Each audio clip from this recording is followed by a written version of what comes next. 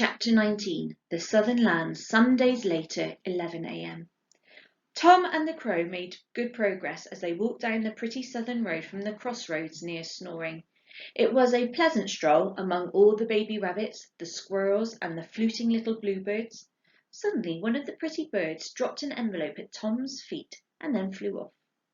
It was from the Story Bureau and was addressed to Tom. He opened it. Inside was just a tiny square of paper on which was written, "Dear Tom Trueheart, this is a copy of the clue that we believe was sent to your brother Jake. Travel south. You will find a land that is very near and well kept. Look out for a girl wearing glass slippers. Sincerely, the Story Bureau." Tom read the message out to the Crow. "Would you say we were in a neat land?" Tom asked. "I think we'll know it when we see it," said the Crow. They walked until later in the afternoon, when they both noticed something about the outskirts of the little town that they were approaching. For the first time they realised that perhaps they had found themselves in a very neat place. "This must be neatness," said Tom, looking around at the houses they were passing. They were tall and grey and white. It looked as if one puff of wind, just the slightest of breezes, would blow them away completely. The front gardens of the houses had very neatly laid out straight rows of spindly trees trimmed and clipped into tight, neat, triangular shapes.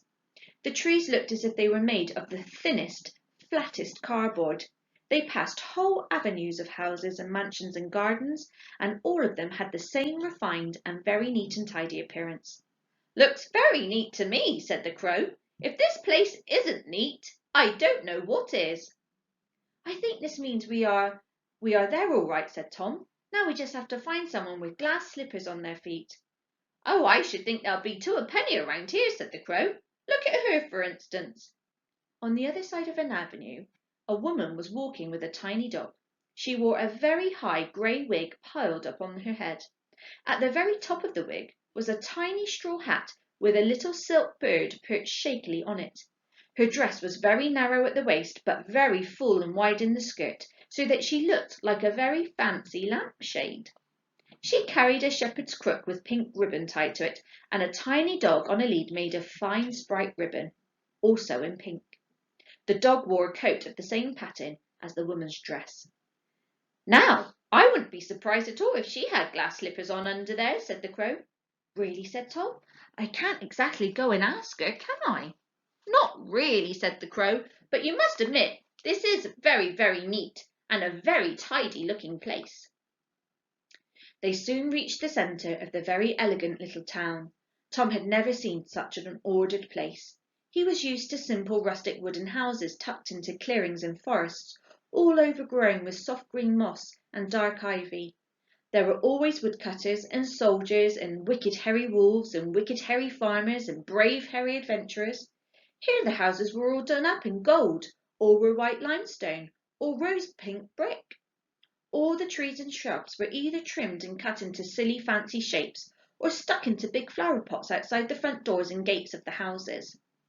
The cobbles were grey and neat, and every so often a grand carriage and horses would sweep by the pair of them. There were teams of lowly people in the road wearing aprons who were just there to pick up horse poo with little silver shovels. That's how neat it all was.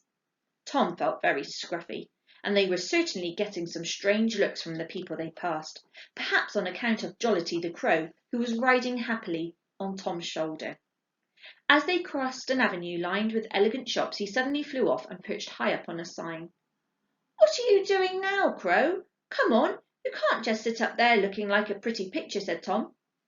"Look at the sign," said the Crow cagily, speaking quite quietly out of the side of its beak. Tom looked up.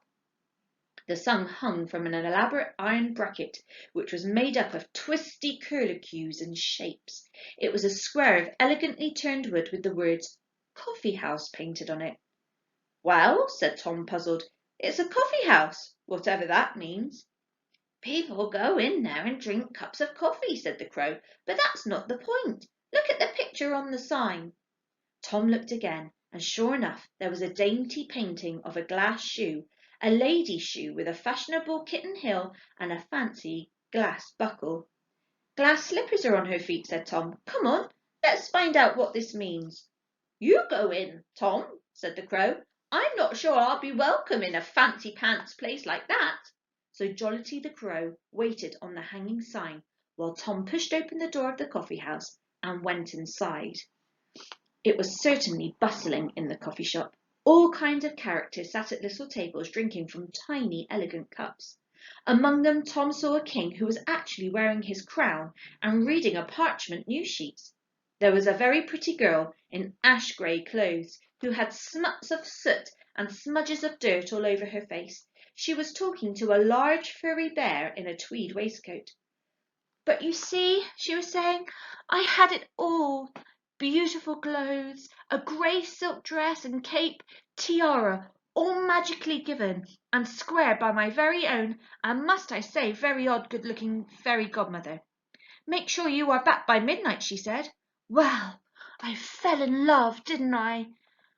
For goodness sake, just on midnight, and it was all going so well. I had been dancing with a very dishy prince, and I'm sure he was falling for me too. The clock started to strike midnight. It was my own fault. I know I was warned, but anyway, I went out onto the terrace for a romantic glass of champagne with the prince. I couldn't resist. And what did I see? The poor prince being kidnapped. Yes, kidnapped, if you please. The fireworks went off, and while the rockets were exploding, and everyone was going, ah, ooh, ah, I was trying to tell all the useless flunkies that the poor prince had been spirited away. The clock struck midnight with a great big clang, and all my fine clothes simply vanished, and there I was, back in these rags. Well, of course, I ran off as fast as I could, I tell you. I tripped up and left one of my glass slippers behind. For some reason, those dear little shoes didn't vanish. You told me all this yesterday, said the big bear, staring gloomily into his cup. Tom kept very quiet and just listened, hoping not to be noticed.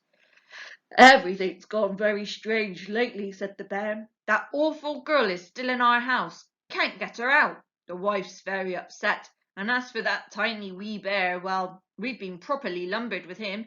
He's no relation at all to us, and he's a little pain at the best of times. He's nothing but trouble and barely house-trained, and now he won't stop playing us up. It's all in the story contract, so that's who we've got to work with. I don't know what the Bureau are going to do about it. But that's my point, said the ash-faced girl. You can't have princes kidnapped like that for no reason. He was just an innocent adventurer, out doing his best. Then he's bundled off by some weird creep. Not the way it should all work out as a story, is it? I ask you, that's not a proper ending.